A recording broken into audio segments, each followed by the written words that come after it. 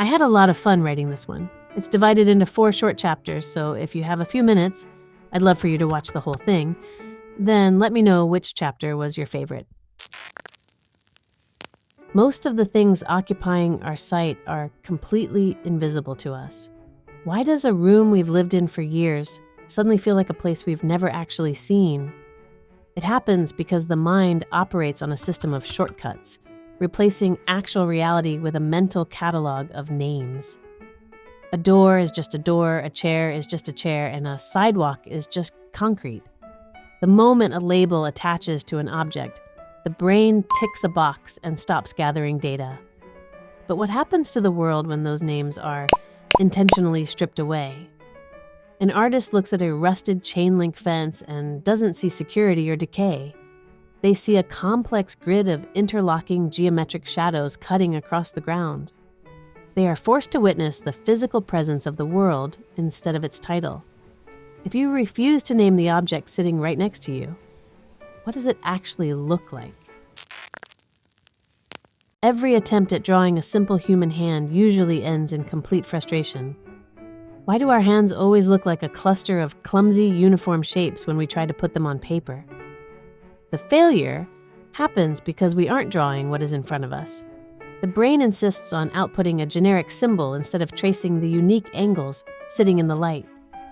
To see past this illusion, the focus has to shift away from the object entirely. The secret lies in looking exclusively at the negative space, the empty shapes trapped between the fingers. What happens to your perception when the emptiness becomes more important than the solid matter?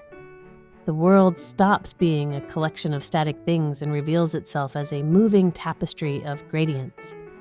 It becomes impossible to look at a shadow without wondering where the light ends and the dark begins.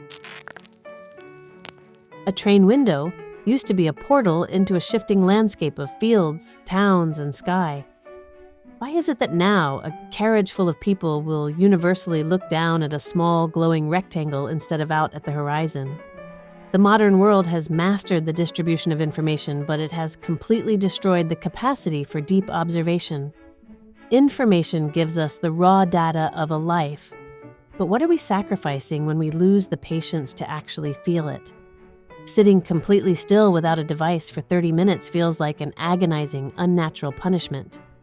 The mind rebels against the quiet, frantic for a distraction, a notification, or a headline. But if you sit past that initial wave of panic, the world slowly begins to assemble itself again. The rhythmic swaying of a tree branch or the pattern of dust motes in a sunbeam becomes a mesmerizing performance. If a quiet room isn't actually empty, what else are we missing? A deep fracture running through a piece of stone is almost always viewed as a tragic flaw. Why do we look at a break and immediately assume the object has lost its value? The value of a thing is usually measured by its perfection, but perfection is completely devoid of a story.